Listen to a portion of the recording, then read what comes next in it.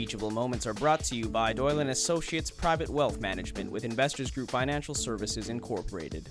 As seniors age, do you think it's common for their social networks to diminish? And why do you think this is a risk? It does diminish. People that we've known for a long time pass away. I think loneliness is one of the worst things that can happen. It could be a risk, definitely a risk. With internet and telephone scams targeting seniors, what steps are you taking to protect yourself? But I don't answer any phone calls that I don't recognize the number. And if I do answer and if I find out right away, I just hang up. Knowing what you know about frauds and scams, what advice would you have for other seniors? Ask other people, talk about it. If you talk about it, they'll tell you their experience. Have you talked to kids about steps they could take to help protect you from financial fraud?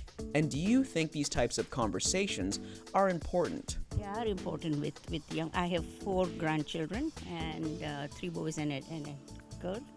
And yes, we constantly talk about all this. What steps have you taken to help protect your parents from financial abuse? It's just giving them a heads up and just saying, if it sounds too good to be true, or if it sounds really intimidating, it's, try and ignore that stuff or look out for it, or at least call us and talk to us, or let us Google around to make sure it is a legitimate offer. From fraudulent investment or insurance schemes to lottery scams and healthcare scams to identity theft, seniors are often victims of elder abuse and financial fraud. The Canadian Network for the Prevention of Elder Abuse has some preventative guidelines, starting with prevent fraud by being socially active. By maintaining a group of friends or staying close to your family, if something seems suspicious, you'll have someone to talk to who might be able to recognize if something is wrong. So what else can you do? Review your credit card and bank statements at least monthly. Many credit card companies and some banks will allow you to set up activity alerts.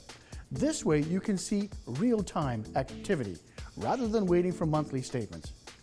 Consider checking your credit report annually and never give out any information or money based on an email or phone call unless you know and trust the person you're speaking with. Set up your power of attorney and other legal documents in advance. Because we don't always see problems coming, and the last place to make a sound decision is in the face of an emergency. Lastly, designate a trusted person for your financial advisor to talk to. Teachable Moments are brought to you by Doyle & Associates Private Wealth Management with Investors Group Financial Services Incorporated.